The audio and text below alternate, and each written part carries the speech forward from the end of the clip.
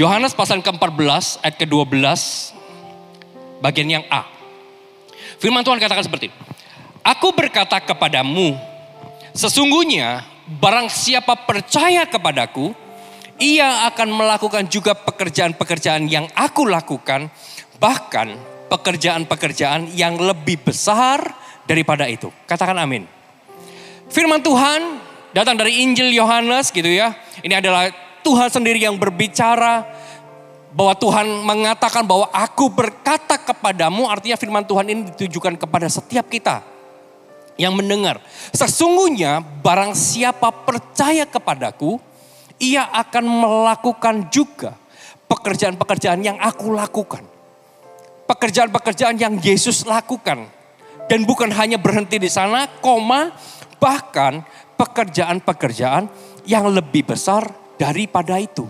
Ketika Bapak Saudara Anda baca firman Tuhan ini, dengar firman Tuhan ini, apa sih yang pertama kali muncul di dalam hati Anda? Coba kita bayangkan, ketika dengar firman Tuhan ini, apa sih yang pertama kali muncul di dalam hati tiap kita? Pasti ada yang berkata, dipakai Tuhan besar. Ini adalah tentang dipakai Tuhan besar. Ini adalah tentang melakukan perkara besar. Bisa melakukan banyak perkara di dalam kehidupan setiap kita. Yes, itu benar. Tapi bagi saya secara pribadi ketika firman Tuhan ini melompat di dalam hati saya, ketika saya merenungkannya, saya membacanya, saya mulai mengatakannya dan telinga saya mendengar gitu ya. Bahwa saya menangkap pesan ini adalah sebuah message buat setiap kita, sebuah panggilan bagi setiap kita untuk percaya. Panggilan Tuhan adalah panggilan lipat ganda. Ketika Tuhan memanggil setiap kita, Tuhan gak mau kita ini biasa-biasa. Sebab firman Tuhan jelas. Aku berkata kepadamu, sesungguhnya barang siapa percaya kepadaku, kata percaya kepadaku bukan hanya faith, bukan hanya iman, tapi kehendaknya juga, visinya juga. Barang siapa percaya kepadaku, ia akan melakukan juga pekerjaan-pekerjaan yang aku lakukan. Bahkan pekerjaan-pekerjaan yang lebih besar daripada itu. Ini adalah sebuah panggilan lipat ganda. Ketika kita berada di dalam sebuah panggilan, maka kita pun dibawa untuk melakukan perkara-perkara yang besar. Perkara-perkara yang Yesus lakukan, bahkan perkara-perkara yang lebih besar daripada itu. Tuhan kalau kasih kepada kita kepercayaan, Tuhan itu gak pernah tanggung-tanggung. Tuhan kalau mau pakai kehidupan kita, Tuhan gak pernah tanggung-tanggung. Tuhan sendiri yang berjanji, engkau bisa melakukan perkara yang aku lakukan. Bahkan engkau bisa lebih daripada apa yang aku lakukan. Kamu akan melakukan perkara-perkara yang aku kerjakan bahkan lebih besar. Panggilan Tuhan adalah panggilan yang besar yang akan membawa kita melakukan pekerjaan lipat ganda. Jadi pertanyaannya hari ini, siapa yang percaya kepada Tuhan? Engkau akan mengalami lipat ganda. Katakan amin. Ya, saya juga kasih kemuliaan buat Allah kita. Dan berbicara tentang panggilan lipat ganda, ada seorang tokoh yang pernah mengalami lipat ganda, yaitu Elisa. Elisa pernah hidup di dalam panggilan lipat ganda. Siapa Elisa? Bagi bisa membaca firman Tuhan, kita tahu Elisa adalah penerus Elia, penerus Nabi Elia. Dan yang menarik adalah Elisa menerima pengurapan 2 kali lipat ganda dari apa yang Elia punya. Sehingga mujizat yang ia alami, pekerjaan yang ia kerjakan 2 kali lipat dari apa yang Elia kerjakan. Ini hidup di dalam urapan, panggilan lipat ganda. Dimulai dari sebuah panggilan yang sederhana yang datang di dalam kehidupan Elisa gitu ya. Dan ketika panggilan itu diterimanya, maka disitulah dia hidup di dalam pengurapan lipat ganda. Apa yang ia kerjakan 2 kali lipat. Saya percaya hari ini ketika Anda menerima panggilan lipat ganda, apapun yang Anda kerjakan, baik di dalam ministrimu, baik di dalam pekerjaanmu, di dalam rumah tanggamu, engkau juga akan mengalami lipat ganda. Kita buka sama-sama. Kita sama-sama belajar bagaimana panggilan lipat ganda yang terjadi di dalam kehidupan Elisa. 1 Raja-Raja pasal ke-19. 1 Raja-Raja pasal ke-19 ayat ke-19 sampai 21. Setelah Elia pergi dari sana, ia bertemu dengan Elisa bin Safat yang sedang membajak dengan 12 pasang lembu. Sedang ia sendiri mengemudikan yang 12 itu, ketika Elia lalu dari dekatnya, ia melemparkan jubah kepadanya. Lalu Elisa meninggalkan lembu itu dan berlari mengikuti Elia, katanya, biarkanlah aku mencium ayahku dan ibuku dahulu. Lalu aku akan mengikut engkau. Jawabnya kepadanya, baiklah, pulang dahulu. Dan ingatlah apa yang telah kuperbuat kepadamu. Lalu berpalinglah ia daripada Elia, ia mengambil pasangan lembu itu, menyembelihnya dan memasak dagingnya serta bajak lembu itu sebagai kayu api. Ia memberikan daging itu kepada orang-orangnya, kemudian makanlah mereka. Sesudah itu bersiaplah ia lalu mengikut Elia dan menjadi pelayannya. Ini adalah awal mula panggilan Elisa. Tapi ini juga turning point di dalam kehidupannya sehingga ia hidup di dalam panggilan lipat ganda. Dari ini kita bisa pelajari bahwa dikatakan bahwa Elia bertemu dengan Elisa bin Safat ketika ia sedang membajak dengan 12 pasang lembu. Sedang ia sendiri mengemudikan yang ke-12. Elisa ini dipanggil melayani Tuhan ketika ia sedang bekerja. Sedang membajak ladang. Bukan ketika dia nganggur tidur di rumah gak lakukan apa-apa. Dari sini kita bisa lihat bahwa panggilan Tuhan itu datang kepada orang-orang yang bekerja. Dan poin saya pertama, panggilan lipat ganda yang pertama adalah panggilan untuk kita tidak malas. Untuk kita gak malas. Panggilan datang di dalam kehidupan Elisa bukan ketika dia tidur, tapi dia membajak. Dia sedang bekerja. Allah gak pernah panggil orang-orang yang malas, tapi orang-orang yang rajin mengerjakan segala sesuatu yang dipercayakan padanya. Hal ini juga terjadi di dalam kehidupan murid-murid Yesus secara khusus Petrus, Yohanes, Yakobus dan lainnya. Murid-murid pertamanya.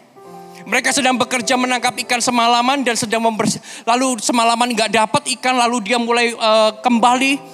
Lalu dia mulai bersihkan jalannya. Di dalam Lukas 5 ayat 1-5 firman Tuhan katakan, pada satu kali Yesus berdiri di pantai Danau Genesaret, sedang orang banyak mengerumuni dia hendak mendengarkan firman Allah. Ia melihat 2 perahu di tepi pantai, nelayan-nelayan telah turun dan sedang membasuh jalannya. Lihat. Walaupun nelayan sekalipun, Tuhan itu gak pernah panggil orang yang malas. Dia panggil orang-orang yang sedang bekerja. Ia naik ke dalam salah satu perahu, yaitu perahu Simon, dan menyuruh dia menolakkan perahunya sedikit jauh dari pantai. Lalu ia duduk dan mengajar orang banyak dari atas perahu, dan setelah selesai berbicara, ia berkata kepada Simon, perhatikan, bertolaklah ke tempat yang dalam dan tebarkanlah jalamu untuk menangkap ikan. Simon menjawab, guru, telah sepanjang malam kami bekerja keras dan kami tidak menangkap apa-apa. Tetapi karena engkau menyuruhnya, aku akan menebarkan jala juga. Lihat, ini orang gak malas. Sudah semalam-malaman kami bekerja keras. Tangkap ikan. Gak dapat. Tapi karena guru yang suruh kembali ke tengah lagi. Kami akan berangkat. Lihat. Ini orang gak malas nih orang-orang. Mereka sedang bekerja. Mereka nelayan tangkap ikan semalaman gak dapat. Tapi mereka pun tetap rajin. Itu yang membuat Tuhan panggil mereka. Sebuah panggilan lipat ganda. Dimulai dari gak malas. Banyak orang rajin ketika ada hasil yang terlihat. Betul? Ketika kita bekerja, ada hasil, kita akan giat bekerja. Tapi ketika kita bekerja, belum kelihatan hasilnya. Apakah mereka tetap rajin bekerja? Belum tentu. Kalau kita bekerja ada hasil, pasti rajin. Menghasilkan. Tapi kalau ketika kita bekerja keras, tapi belum melihat hasil. Masih maukah kita bekerja? Karena Petrus dan lainnya berkata, guru, telah sepanjang malam kami tangkap tapi gak ada hasil. Tapi karena engkau yang suruh, maka kami berangkat. Lihat, rajin dalam hal yang rohani juga. Karena Tuhan suruh. Mereka berangkat. Kalau kita cuma bekerja dapat uang, rajin, itu biasa. Biasa. Orang dunia juga lakukan itu. Tapi apakah kita rajin kerjakan hal-hal yang rohani? Apa yang Tuhan suruh? Kalau nelayan cari ikan, kerja keras, itu biasa, memang itu pekerjaannya. Tapi ketika Tuhan Yesus suruh, apakah ia mau bekerja lagi? Itu beda cerita. Rajin bekerja, iya ada hasil. tapi membangun hal yang rohani, apakah kita masih rajin bekerja? Justru panggilan lipat ganda terletak ketika kita tidak malas kepada hal yang rohani. Murid-murid ketika Tuhan suruh, dia berangkat. Ketika Tuhan perintahkan, dia berangkat. Karena engkau yang suruh, aku berangkat. Karena Tuhan yang suruh, walaupun capek, aku akan tetap kerjakan. Hal yang rohani. Coba cross check kali kita hari ini. Untuk pekerjaan yang menghasilkan uang, saya nggak perlu tanya. Pasti Anda rajin. Tapi untuk hal yang rohani, yang mungkin gak kelihatan uangnya, masihkah Anda mau kerjakan itu? Ada hal-hal rohani yang mesti kita rajin di sana untuk melihat pelipatan terjadi di dalam kehidupan setiap kita. Yang setuju katakan amin. Lalu yang kedua. Apa yang bisa kita pelajari dari firman Tuhan ini? Apa sih panggilan lipat ganda yang dialami oleh Elisa? Setelah Elia pergi dari sana, ia bertemu dengan Elisa bin Safat yang sedang membajak dengan 12 pasang lembu. Sedang ia sendiri mengemudikan yang ke-12. Dan perhatikan ini. Ketika Elia lalu dari dekatnya, ia melemparkan jubah kepadanya. Lalu Elisa meninggalkan lembu itu dan berlari mengikuti Elia. Pada waktu Elisa bekerja, ia dapat panggilan Tuhan lewat jubah. Jubahnya Elia, itu jubah nabi. Semua nabi pada waktu itu pakai jubah. Firman Tuhannya di mana? Zakaria 13 ayat keempat. Ini adalah firman Tuhan dikatakan seperti ini. Zakaria 13 ayat keempat. Pada waktu itu para nabi masing-masing akan mendapat malu oleh karena penglihatannya sebagai nabi. Dan tidak ada lagi dari mereka yang mengenakan jubah berbulu untuk berbohong. Semua nabi pada waktu itu pakai jubah bulu. Jubah bulu. Yang kedua, panggilan lipat ganda adalah panggilan untuk peka terhadap kehendak Tuhan. Elisa sedang bekerja dengan giat. Tiba-tiba jubah bulunya itu dilemparkan. Kalau saya pakai jubah bulu, terus tiba-tiba jubahnya dilepas gitu ya. Ini perumpamaan. Saya lemparkan. Pasti Anda akan tanya, maksudnya apa? Maksudnya apa? Betul gak? Tapi lihat, Elisa berbeda. Ketika ia melemparkan jubah kepadanya, lalu Elisa meninggalkan lembu itu dan berlari mengikuti Elia. Wow. Panggilan lipat ganda adalah panggilan untuk peka akan kehendak Tuhan. Jubah Elia itu tanda bahwa ia harus bergerak. Jubah Elia itu tanda bahwa ia harus switch hidupnya saat itu. Jubah Elia itu tanda bahwa Elisa punya panggilan baru dari Tuhan. Perlu kepekaan rohani yang dalam itu kita bisa tahu. Ini timingnya Tuhan. Ini waktunya Tuhan. Bagaimana ketika kehendak Tuhan itu datang padamu? Bagaimana jika kehendak Tuhan, jubah bulu itu datang padamu? Malam hari ini, kalau jubah bulu itu datang kepadamu, Bapak. Bagaimana respon kita? Jangan-jangan kita nggak sadar, kita nggak tahu, kita nggak peka ketika jubah itu dilemparkan kepada kita. Maksudnya apa ini Tuhan? Jangan-jangan ketika kehendak Tuhan itu dilemparkan di dalam kehidupan kita. Kita nggak tahu, ini untuk apa Tuhan? Jangan-jangan kita nggak sadar. Jangan-jangan kita nggak peka ketika Tuhan berbicara.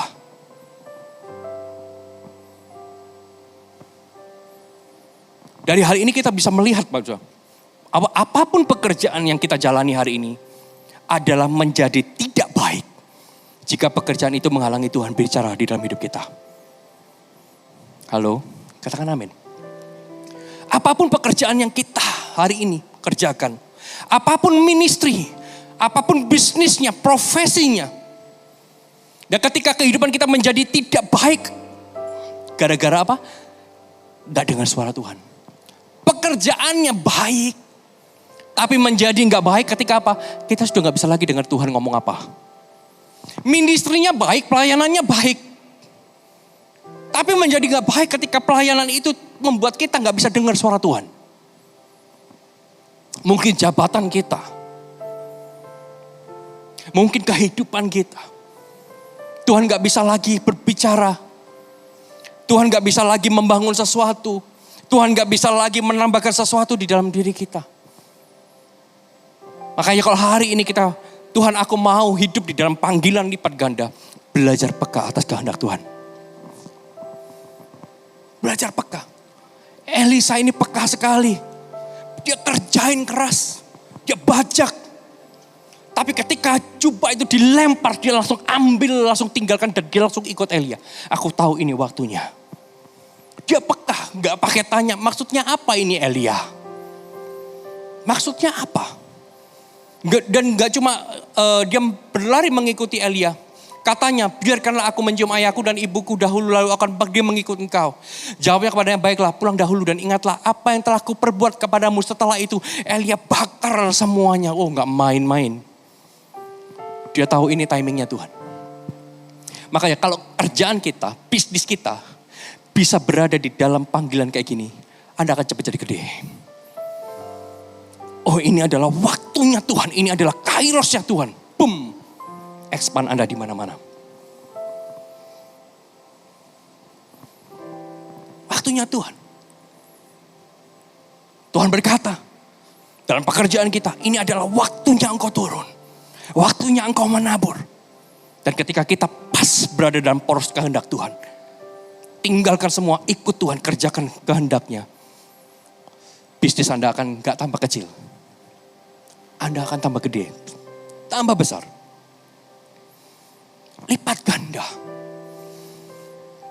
Tuhan itu sudah mau, Tuhan dari awal sudah berjanji, kalau engkau percaya kepadaku, engkau akan melakukan pekerjaan yang aku lakukan bahkan lebih besar. Artinya, lipat ganda itu sudah pasti ketika kita berada di dalam kehendak Tuhan. Belajarlah peka hari ini. Halo, amin. Yang berikutnya, firman Tuhan katakan seperti ini. Lalu Elisa meninggalkan lembu itu dan berlari mengikuti Elia. Katanya, biarkanlah aku mencium ayahku dan ibuku dahulu. Lalu aku akan mengikut engkau. Jawabnya kepadanya, baiklah. Pulang dahulu dan ingatlah apa yang telah kuperbuat kepadamu. Tandai firman Tuhan ini gitu ya. Kita bisa perhatikan jawaban Elia. Jawabnya kepadanya, baiklah pulang dahulu dan ingatlah apa yang telah kuperbuat kepadamu. Dan kita akan buka gitu ya firman Tuhan dalam terjemahan King James Version. Maka kita akan melihat gambaran yang lebih jelas. Kita mungkin bisa ditampilkan terjemahan King James. And he said unto him, go back again for what I have I done to thee. Terus ada tanda tanya. Enggak cuma berhenti, jawabnya kepadanya, baiklah pulang dahulu dan ingatlah apa yang telah ku perbuat padamu. Tetapi ini lebih spesifik. Ada tanda tanya. Secara bahasa Indonesia, dan ia berkata kepadanya, kembalilah lagi. Karena apa yang telah aku lakukan kepadamu, hai Elisa. Kira-kira begini Bapak Saudara, gambarannya ya. Gambarannya seperti ini. Kira-kira kalau saya artikan dari compare dua terjemahan ini, bahasa sederhananya seperti ini. Kembalilah. Jadi ketika Elisa ini izin sama Elia, aku tak cium papa mamaku dulu ya. Izin. Sebetulnya Elia ini sedang berkata, ketika Elisa mau pergi, mau cium, kembali. Memangnya apa yang aku lakukan kepadamu? Itu tanda tanya. Jadi artinya seperti ini, kembalilah. Ketika Elisa izin pamit untuk cium papa mamanya, kembalilah dan ciumlah mereka. Tapi cepat kembali ke sini. Memang apa yang aku lakukan kepadamu? Aku memanggilmu untuk mengikut aku, tapi aku gak suruh kamu menyangkal orang tuamu. Itulah artinya seperti itu. Arti firman Tuhan ini dalam sekali. Kamu pamit, go. Tapi cepat balik sini. Memangnya aku larang-larang kamu untuk sangkal orang tuamu? Enggak, no. Firman Tuhan ini sama seperti ketika Yesus berkata di dalam Lukas 9 ayat ke-61 sampai 62. Dan seorang lain berkata, aku akan mengikut engkau Tuhan, tapi izinkan aku pamitan dahulu dengan keluargaku. Ini sama konteksnya. Tetapi Yesus berkata, setiap orang yang siap untuk membajak, tetapi menoleh ke belakang, dia gak layak untuk kerajaan Allah. Ini kata-katanya sama. Tuhan bukan mengajarkan kepada kita nggak hormat kepada orang tua. Kita harus hormat kepada orang tua kita. Karena hormati ayahmu dan ibumu supaya lanjut umurmu di tanah yang diberikan Tuhan Allahmu kepadamu. Itu kata firman Tuhan. Tetapi dari ini kita bisa melihat bahwa panggilan Tuhan itu sifatnya bukan hanya penting, tapi mendesak. Panggilan Tuhan itu bukan penting, tapi sangat mendesak. Not just important, but urgent. Panggilan lipat ganda yang ketiga adalah panggilan untuk meresponi Tuhan. Engkau harus meresponi panggilan Tuhan. Engkau hanya dengar panggilan itu, engkau hanya tahu, tapi engkau gak pernah meresponi. Engkau gak pernah hidup di dalam pengurapan lipat ganda. Tapi ketika engkau meresponi Tuhan, di sanalah pengurapan lipat ganda. Kita diajar untuk peka terhadap hal yang bukan hanya penting, tapi sifatnya mendesak. Kehendak Tuhan itu mendesak. Oh itu nanti aja ya, itu nanti saja bisa dikerjakan. Ini lebih penting, hidupku lebih penting, kerjaanku lebih penting. No, panggilan Tuhan itu bukan penting, tapi mendesak. Di atasnya penting. Urapan yang diberikan kepada kita punya kepentingan, yaitu mendesak untuk segera dikerjakan. Urapan diberikan kepada kita itu sifatnya mendesak. Jangan sampai keluarga kita jadi alasan kita nggak lakukan apa-apa. Jangan sampai pekerjaan kita jadi alasan kita gak lakukan apa-apa. Hormati keluarga dan cepat kembali. Go. Kerjakan. Kita gak lakukan apa-apa hanya untuk istirahat. Bukan tinggal. Just rest, not stay. Rest, istirahat sebentar ya. Oke, setelah itu jalan lagi. Kita gak lakukan apa-apa bukan untuk tinggal. Panggilan untuk meresponi Tuhan. Makanya setiap Tuhan berbicara di dalam hidupmu, ketika engkau peka mendengar, responi itu. Maka apa yang ada padamu akan jadi lipat ganda. Jangan cuma dengar, oh aku tahu, tapi engkau gak pernah merespon apapun. Responi. Halo, amin. Yang keempat. Firman Tuhan katakan, lalu berbaliklah ia daripada Elia. Ia mengambil pasangan lembu itu, menyembelihnya dan memasak dagingnya dengan bajak lembu itu sebagai kayu api. Ia memberikan daging itu kepada orang-orangnya, kemudian makanlah mereka. Sesudah itu bersiaplah ia, lalu mengikuti Elia dan ia menjadi pelayannya. Ini Elisa ini gak main-main. Ketika dia meresponi gitu ya, apa yang ada padanya, lembu semuanya dibakar. Dibuat pesta pora. Ini adalah sebuah simbolis untuk no turning back. Sekali kita berjalan, gak bisa kembali loh. Sekali kita ikut Tuhan, no turning back. Gak bisa kembali. Gak ada jalan kembali ketika kita on mission. Ketika kita berada di dalam sebuah misi, gak bisa kita balik. Elisa bakar semua jalan yang berpotensi membuat ia kembali kepada hartanya. Dibakar semua. Sekali lagi ini hanya simbolis. Saya nggak suruh Anda bakar rumah Anda. Nggak bakar mobilnya. No. Ini hanya simbolis. Tapi di poin saya keempat ini adalah berbicara tentang panggilan untuk murni hati. Dalam mengikut Tuhan. Hati kita harus murni. Kemurnian hati hanya bisa terjaga ketika kita memusnahkan jalan untuk kita kembali jadi kehidupan lama kita.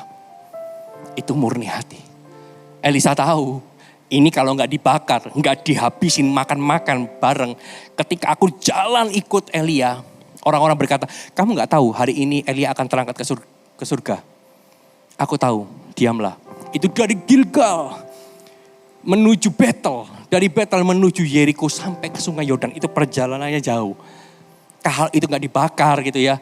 Baru dari Gilgal sampai Betel, aduh gak sanggup gue, balik aja deh. Gak sanggup, balik aja.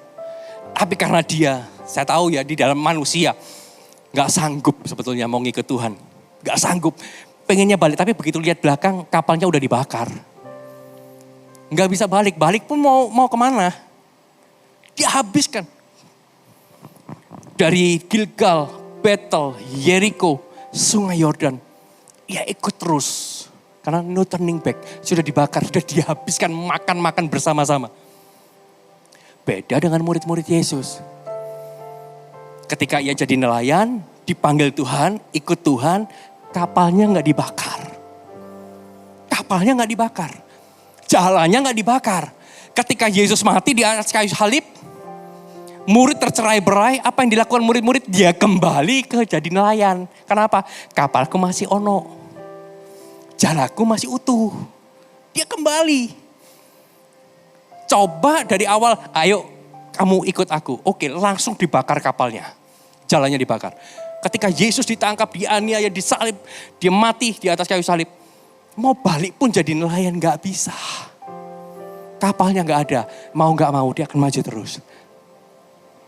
Tapi karena kapalnya ada, jalannya ada, dia kembali lagi. Sampai Yesus harus menampakkan diri kembali di Tiberias. Dengan keadaan yang sama waktu itu. Mereka gak dapat ikan, Tuhan suruh tebarkan jala lagi. Diingatkan. Elisa dia bakar setiap hal yang berpotensi bahwa kita kembali kepada kehidupan lama harus dimusnahkan. Harus dimusnahkan. Kata memusnahkan bukan berarti kita menghilangkan.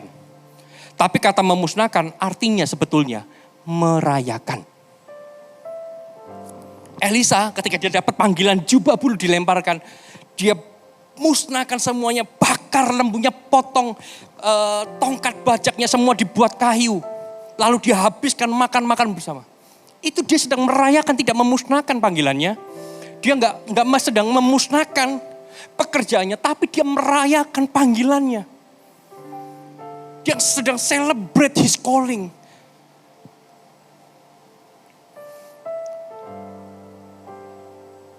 Dan untuk celebrate his calling ternyata bukan hanya Elisa yang lakukan. Ternyata ada seorang yang bernama Lewi, pemungut cukai. Dia juga lakukan hal yang sama. Lukas 5 ayat ke-27 sampai 29. Kemudian ketika Yesus pergi keluar, ia melihat seorang pemungut cukai yang bernama Lewi. Ini orang berdosa. Sedang duduk di rumah cukai. Duduk di rumah cukai ini orang rajin. Gak nganggur loh. Duduk di rumah cukai itu sedang bekerja. Lihat, orang yang rajin selalu dipanggil sama Tuhan. Yesus berkata kepadanya, follow me. Ikutlah aku. Lihat ayat ke-28. Maka berdirilah Lewi meninggalkan apa? Segala sesuatu. Lalu mengikut dia. Perhatikan ayat 29. Dan Lewi mengadakan apa? Bapak Saudara? Perjamuan besar untuk dia di rumahnya. Meninggalkan segala sesuatu itu artinya merayakan. Kalau kita merasa bahwa meninggalkan segala sesuatu, mengikut Yesus itu artinya kita kehilangan sesuatu. Kau gak akan pernah bisa meninggalkan. Tapi kalau engkau berpikir bahwa aku meninggalkan segala sesuatu untuk mengikut dia. Sebagai kita merayakan panggilan kita, engkau akan lebih mudah melepas. Mengadakan suatu perjamuan besar dia di rumahnya. Lewi pun melakukan hal yang sama karena dia rayakan panggilannya. Enggak semua orang dipanggil kasih kesempatan ikut aku, hai Lewi, orang berdosa. Makanya ketika dia dapat kesempatan diikut Tuhan, tinggalkan semua, dia celebrate his calling. Panggilannya dirayakan. Dia makan-makan. Dan bukan hanya Lewi, Sakeus pun melakukan hal yang sama. Sakeus pun melakukan hal yang sama. Ketika dia orang pemungut cukai pengen lihat Yesus itu orang seperti apa. Lalu dia mulai, karena badannya pendek, dia mulai naik pohon. Lihat Yesus gitu. Sebelumnya dia sudah berusaha desak-desak tapi kalah. Lalu dia mulai naik pohon. Yesus hampiri, hai Sakeus turun. Sebab hari ini aku mau menumpang di rumahmu. Udah dapat panggilan turun. Aku mau menumpang di rumahmu. Dan Sakeus pun berkata, Tuhan, setengah dari milikku akan kuberikan kepada orang miskin.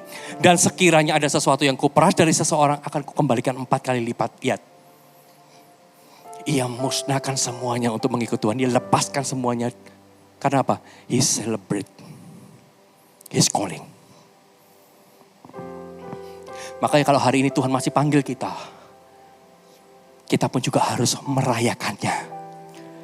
Dengan cara apa?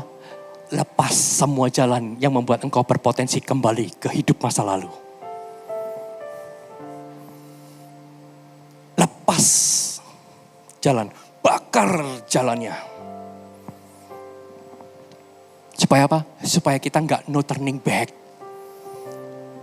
Kita sekarang ini sudah berada di tengah jalan, Bu. Jangan kembali.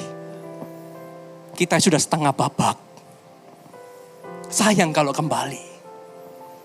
Oke, apapun yang berpotensi kita kembali, bakar. Dan ketika bakar, hatinya jangan melekat di sana. Ketika bakar, aduh sayang. No, ketika kita bakar, I am celebrate. He's calling. Aku sedang merayakan panggilan. Ketika kita hidup di dalam 4 panggilan ini, dan saya percaya malam hari ini, lipat ganda akan terjadi dalam hidupmu. Yang setuju berikan kemuliaan buat Tuhan. Halo, amin. Saya nggak tahu, saya berbicara tentang panggilan lipat ganda, tapi saya percaya bahwa akan ada terobosan besar terjadi di dalam pekerjaan, bisnis, dan segala kehidupanmu. Lipat ganda. Tangkap message-nya. Yang pertama jelas berbicara tentang panggilan untuk peka terhadap kehendak Tuhan. Panggilan untuk gak malas kita bekerja di dalam hal-hal yang rohani. Jangan cuma yang jasmani kita rajin, tapi yang rohani pun kita juga harus rajin. Panggilan untuk responi Tuhan. Cepat responi. Jangan menunda-nunda. Dan panggilan untuk murni hati. Dan ketika 4 hal ini kita kerjakan, saya percaya sebentar lagi Anda akan mengalami lipat ganda yang luar biasa. Kau akan melakukan pekerjaan yang Tuhan lakukan, bahkan pekerjaan-pekerjaan yang lebih besar daripada itu. Tutup Alkitabmu, mari kita bangkit berdiri, kita berdoa.